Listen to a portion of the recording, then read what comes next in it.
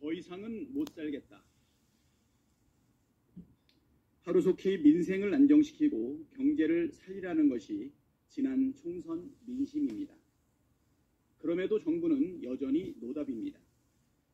윤석열 경제팀이 지금까지 보여준 경제지표는 참담 그 자체입니다.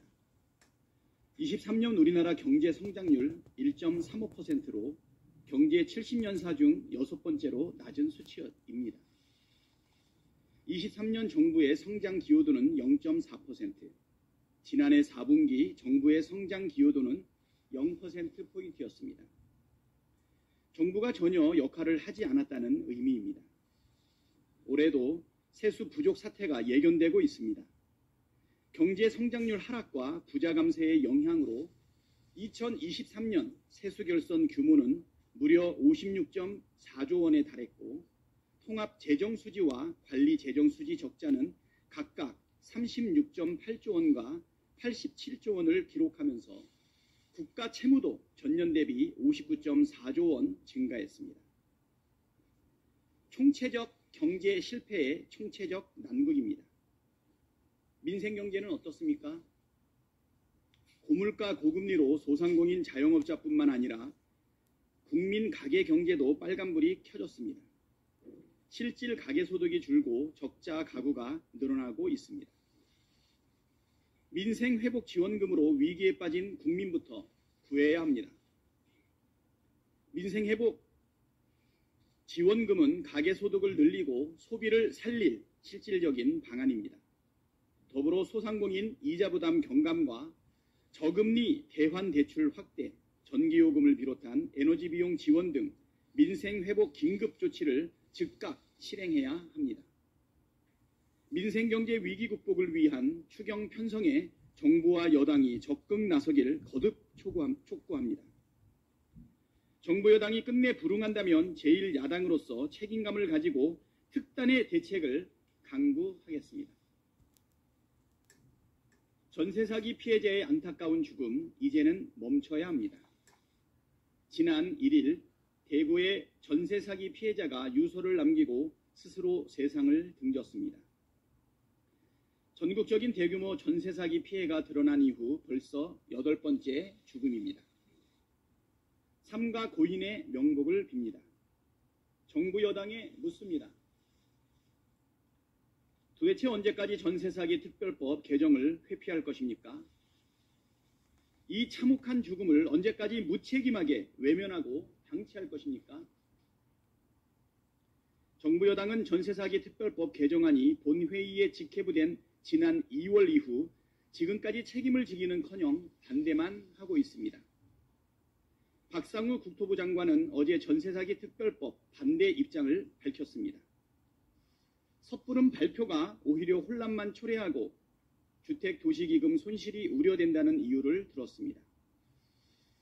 박 장관의 발언은 재난적 전세 사기 사건의 심각성을 외면하고 사인 간의 단순한 사건 사고로 전세 사기 사건을 인식하고 있음을 드러낸 것입니다. 전세 사기 사건은 최우선 변제금이나 보증보험제도의 불안정성 등 제도 미흡으로 인해 발생한 사회적 재난입니다. 전세 사기 전체 피해자 중 70%가 2030 세대 청년들입니다. 전세 사기는 보증금만 빼앗은 것이 아니라 청년들의 꿈과 미래까지 송두리째 빼앗은 경제적 살인입니다. 피해자의 고통을 생각한다면 조금이라도 허비할 시간이 없습니다. 벼랑 끝으로 내몰린 전세 사기 피해자들이 하루빨리 일상으로 돌아갈 수 있도록 국회가 역할을 다해야 합니다. 민주당은 21대 국회 임기 내 선구제 후 회수를 골자로 하는 전세사기 특별법 개정안을 반드시 처리하겠습니다. 국민의 힘도 국민의 피해를 외면하지 말고 협조하기를 당부합니다. 계속되는 일방통행은 정권 폭망의 지름길입니다. 총선 참패를 겪고도 대통령은 하나도 변하지 않았습니다. 윤석열 대통령이 김종철 경호처 차장을 신임 병무청장으로 임명했습니다. 김종철 차장은 국민적 논란이 되었던 입틀막 경우의 당사자입니다. 장고증명서 위조 혐의로 징역 1년을 확정받아 복역 중이던 대통령의 장모 최은순 씨가 오늘 가석방으로 출소합니다. 서울중앙지검장에 이창수 전주지검장이 임명되었습니다. 이창수 전주지검장은 성남FC 후원금 의혹 사건을 진두지휘했던 검찰 정권의 최일선에서 야당 탄압 선봉에 섰던 대표적인 친윤 라인입니다. 검찰을 더 세게 틀어지고 김건희 방탄에 나서겠다는 신호탄입니다. 열거한 이 모든 상황은 대통령이 하나도 변하지 않았다는 반증입니다. 인사든 국정이든 대통령의 행보가 여전히 노골적입니다.